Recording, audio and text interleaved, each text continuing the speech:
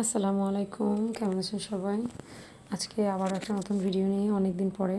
Please follow my page and subscribe my channel. এটা হচ্ছে সকালবেলা ফজর নামাজের পরে উঠে কিছু ফুল কুড়িয়েছি।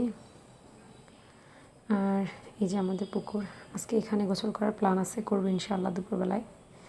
সকালে কিছুক্ষণ বাইরে ঘুরে ফিরে তারপর হচ্ছে আম গাছের নিচে গিয়েছিলাম, দেখি যে আম পাই কিনা। মাশাআল্লাহ আমগুলো ভালোই সাইজ হয়েছে, এগুলো একটু দেরিতে পাকে যার কারণে এখন একটু ছোট ছোট।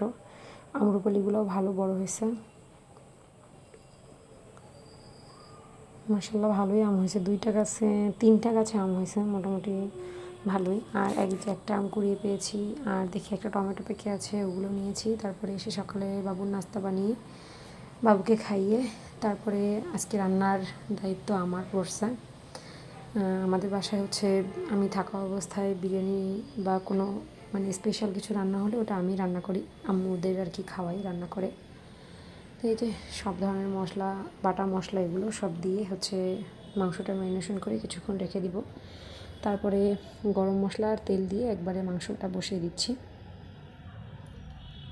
আজকে হচ্ছে আমার বাসায় থাকা মশলা দিয়ে হচ্ছে বিরিয়ানিটা রান্না করব। ওইগুলো মশলাগুলো সব একবারে বেটে হচ্ছে রান্না করবো, একদম অল্প মশলায় পারফেক্ট একটা বিরিয়ানি হবে আজকে। আমি এটার ফুল ভিডিও দেওয়ার চেষ্টা করব। আর রান্নাটা হয়েছিল চুলায়। এই যে আমার মাংসটা রেডি, এখানে 1 কেজি পরিমাণ মাংস আছে। এই আলু ভাজা,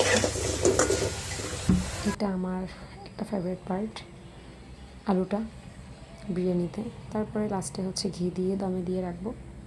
রান্না শেষে গোসল নামাজ করে একটু বাইরে বের হয়ে দেখি পিউ এদিকে একটা ইঁদুর ধরে বসে আছে। ওর মুখ থেকে ইঁদুরটাকে ছাড়িয়ে দেন হচ্ছে পিউকে হাত পা ধুয়ে বাসায় নিয়ে চলে আসছি। দেন গাছ থেকে একদম ফ্রেশ একটা কাগজি লেবু ছিঁড়ে নিয়ে যাব খেতে। আর বিরিয়ানিতে লেবু ছাড়া একদমই চলে না, অসম্পূর্ণ বলা যায়। এই যে আমার প্লেট বেড়ে আমি নিয়ে নিয়েছি যথেষ্ট আলু, যথেষ্ট মাংস, বেরেস্তা, সালাদ, ডিম সিদ্ধ। স্পেশাল গেস্ট বলে কথা, নিজেকে নিজে স্পেশাল ভাবা ভালো। মাশাআল্লাহ বিরিয়ানি রান্নাটা অনেক বেশি মজা হয়েছিল। আর চালগুলো যেহেতু দেশি তাই একটু মোটা মোটা। আর এই জানকে আজকে নাড়ু করে দিয়েছি, যা গরম, মাথায় একদম ঘামচি উঠে একাকার হয়ে গিয়েছে। বিকালবেলা এসে এগুলো কী শাক আমি জানি না, এগুলো তুলতে বসছি।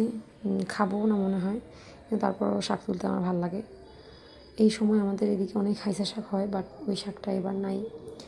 তো এবার এই শাকটা তুলে হচ্ছে সন্ধ্যার আগে আগে বাসায় যাব, তখন দেখি গাছে একটা ঘুঘু।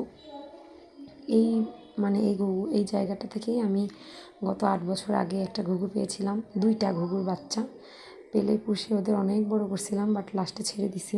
দেখি যে ওরা কষ্ট পাচ্ছে খাঁচার ভিতরে। আর ওখানেই দেখি এবার একটা ঘুঘুর বাচ্চা, ওরা হয়তো বড় হয়ে গিয়েছে, এখন ধরা যাবে না, উঠতে পারে আর কি। মাগরিবের কিছু আগে আগে। যাই হোক, আজকে এই পর্যন্তই। ভালো থাকবেন, আমার জন্য দোয়া করবেন।